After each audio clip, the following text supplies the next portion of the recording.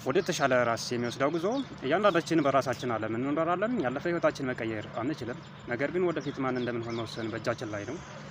የተሻለ ሰው መሆን የራስ ኃላፊነት ነው። ስለዚህ አንተ የተሻለ ሰው መሆን የምትፈልግ ከሆነ መወሰን ይኖርብሃል። የተሻለ ሰው ለመሆን ቀላል መንገድ ለራስ ታማኝ መሆን ነው። ምን እንደምትፈልግ በግልጽ ወቅ፣ በራስ ላይ ስራ፣ ግቦችንም ተከተል እና ይህን ሁሉ ያለ ፍርሃትና ያለ እፍረት አድርግ። ሌሎችን እስካልጎዳ ድረስ የራስ ምርጫ መኖር መብት አለ። ይህ ቻናል የተመሰረተው አንተ የተሻለ ሰው እንድትሆን ለማገዝ ነው። በውጫዊ መልክ ብቻ ሳይሆን በአስተሳሰብህ፣ በባህሪህ፣ በአመለካከትና በህይወት አኗኗር የተሻለ ሰው እንድትሆን ነው። እውነተኛ ለውጥ ከውስጥ ይጀምራል። የህይወት አቅጣጫ የሚወሰነው በአስተሳሰብህ ነው። አስተሳሰብህን ስትቀይር ዓለምህ ይቀየራል። ዓለምህ ሲቀየር አንተም ትቀየራለህ፣ የተሻለ ትሆናለህ። በራስ ላይ ስትሰራ እና ስታድግ ጥሩ ሰዎች ወደ አንተ በተፈጥሮ ይሳባሉ። ይህ የተሻለ ህይወት ለመገንባት ከሚያስችሉ ድብቅ ሚስጥሮች አንዱ ነው።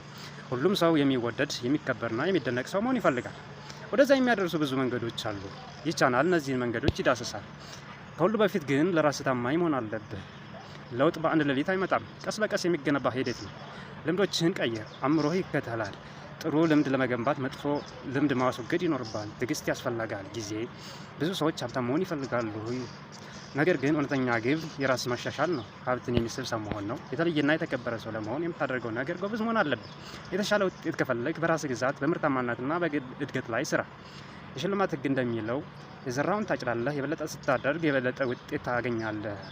ሌሎችን በምትረዳ መጠን እነሱ እንዲረዱ ይፈልጋሉ። ሰዎችን መርዳት የተሻለ ሰው ለመሆን ከሚያስችሉ ቀላልና ኃይለኛ መንገዶች አንዱ ነው።